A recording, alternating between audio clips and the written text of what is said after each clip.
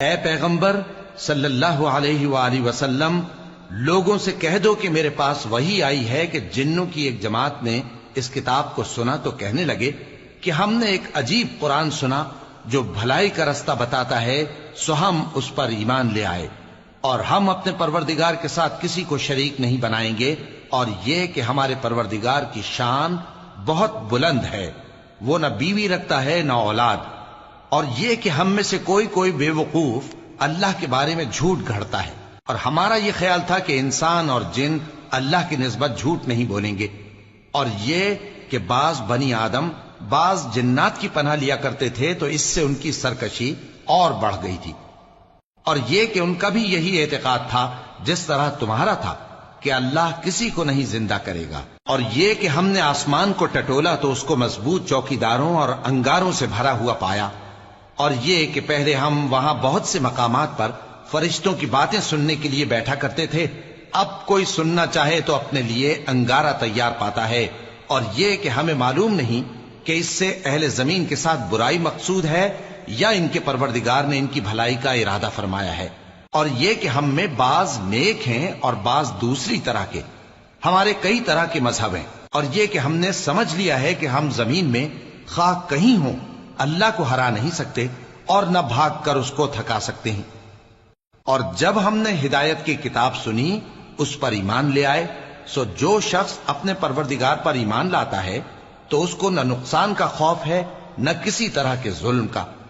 اور یہ کہ ہم میں بعض فرما بردار ہیں اور بعض نافرمان ہیں، تو جو فرما بردار ہوئے وہ سیدھے رستے پر چلے، اور جو نافرمان ہوئے وہ دوزخ کا ایندھن بنے۔ اور اے پیغمبر صلی اللہ علیہ وآلہ وسلم، یہ بھی ان سے کہہ دو کہ اگر یہ لوگ سیدھے رستے پر رہتے تو ہم ان کے پینے کو بہت سا پانی دیتے تاکہ اس سے ان کی آزمائش کریں، اور جو شخص اپنے پروردگار کی یاد سے منہ پھیرے گا وہ اس کو سخت عذاب میں داخل کرے گا، اور یہ کہ مسجدیں خاص اللہ کی ہیں تو اللہ کے ساتھ کسی اور کی عبادت نہ کرو، اور جب اللہ کے بندے یعنی یہ پیغمبر صلی اللہ علیہ وآلہ وسلم اس کی عبادت کو کھڑے ہوئے تو کافر ان کے گرد ہجوم کر لینے کو تھے۔ اے نبی صلی اللہ علیہ وآلہ وسلم، کہہ دو کہ میں تو اپنے پروردگار ہی کی عبادت کرتا ہوں اور کسی کو اس کا شریک نہیں بناتا، یہ بھی کہہ دو کہ میں تمہارے لیے نہ کسی نقصان کا اور نہ نفع کا کچھ اختیار رکھتا ہوں، یہ بھی کہہ دو کہ اللہ کے عذاب سے مجھے کوئی پناہ نہیں دے سکتا اور میں اس کے سوا کوئی جائے پناہ نہیں پاؤں گا، ہاں اللہ کی طرف سے احکام کا اور اس کے پیغاموں کا پہنچا دینا ہی میرے ذمہ ہے،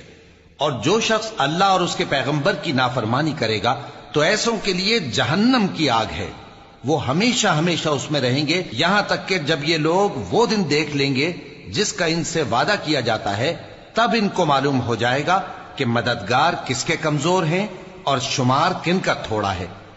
کہہ دو کہ جس دن کا تم سے وعدہ کیا جاتا ہے میں نہیں جانتا کہ وہ عنقریب آنے والا ہے یا میرے پروردگار نے اس کی مدت دراز کر دی ہے، وہی غیب کا جاننے والا ہے، سو کسی پر اپنے غیب کو ظاہر نہیں کرتا، ہاں جس پیغمبر کو پسند فرمائے اور اس کو غیب کی باتیں بتا دے تو اس کے آگے اور پیچھے نگہبان مقرر کر دیتا ہے تاکہ معلوم فرمائے کہ انہوں نے اپنے پروردگار کے پیغام پہنچا دیے ہیں،